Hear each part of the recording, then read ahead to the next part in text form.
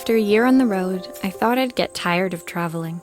The endless clatter of railways, highways, and everything in between. But as my train pulled into the station at Bellariva, I felt every bit as excited as the first day of my journey. A whole year. It felt like a lifetime. The places I'd seen, the people I'd met, of course, the forgotten treasures I'd given a new lease of life along the way. I'm a restorer by trade. Bringing our most beloved possessions back to life is what I love to do. I'd been traveling for months, working my way from one town to the next, fixing everything from family heirlooms to VCRs. Bellariva was my chance to take a break. Unfortunately, that would have to wait.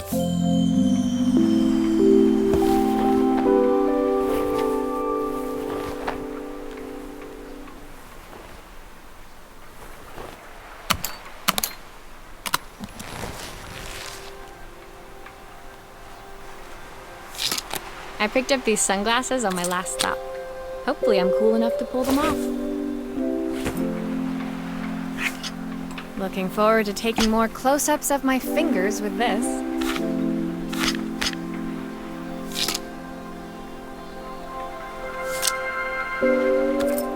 I saw a guitarist wearing these at a show once. Rock and roll repair woman, at your service. I'll hand these out once I'm settled in. Fingers crossed they get me some work.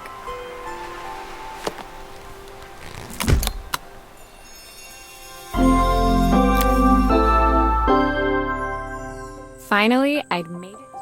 Of course, I'd need to earn enough money to pay for it, so I figured I'd head out the next day and find some work. My parents never wanted me to go. They wanted me to stay in their shop and have a simple, stationary life. I knew there was a world out there, beyond the four walls of our antique store, that I had to be a part of.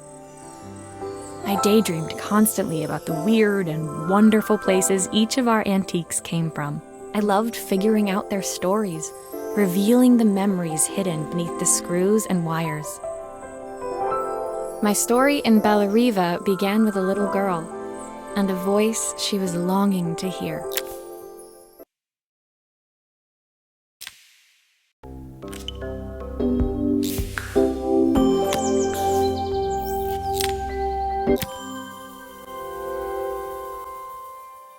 It was my first morning in Bellariva, and I couldn't wait to leave my hotel and explore. It was a quiet town, its streets and alleyways basking peacefully in the hot morning sun. In the main square, meanwhile, preparations were underway for the festival in a few days' time. As I handed out my flyers, I wondered what the people of Bellariva would need me to fix. So far, everything here seemed perfect. I was starting to worry I'd made a mistake when I felt someone tapping me on the back. Hi, I'm Izzy. Do you know how to fix things? It was a little girl, maybe 7 years old, who must have gotten hold of one of my flyers. She rummaged around in her backpack until she hauled out a battered red cassette. My tape is broken and I can't make it work anymore. I tried to fix it myself, but there's this metal thing in the way. Can you try?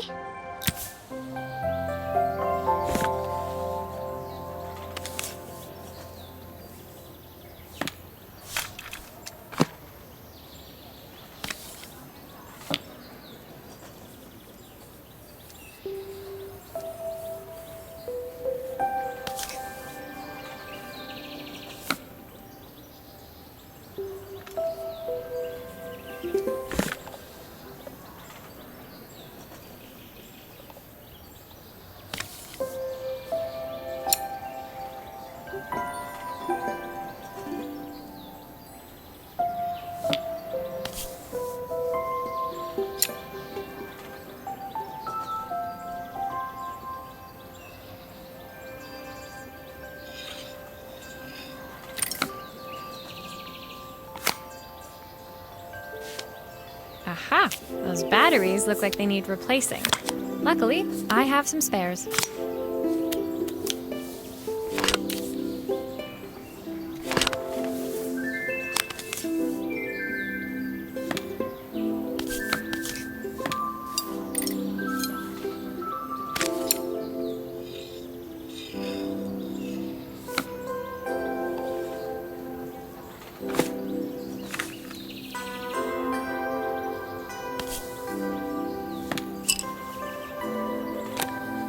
Why did you do that?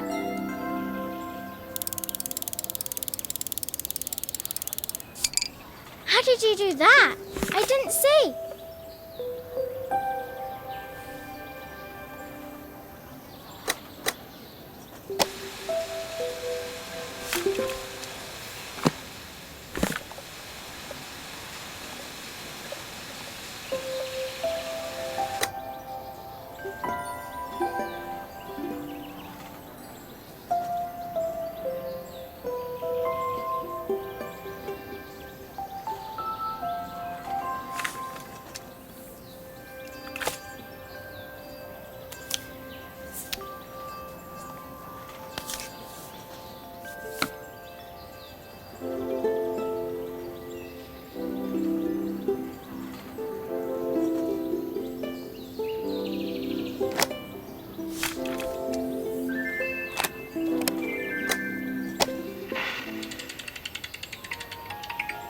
Will you dream a dream for me?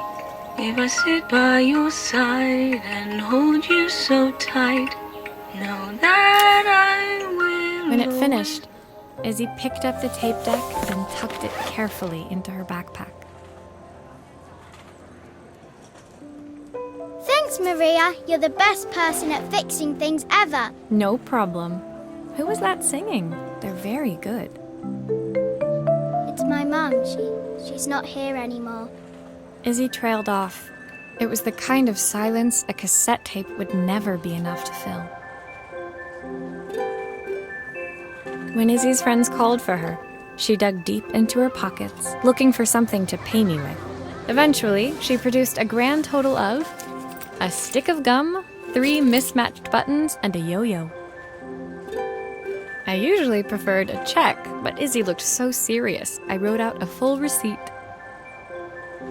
She seemed like a happy kid, but beneath it all, part of her life had been shattered. Part I wouldn't be able to fix.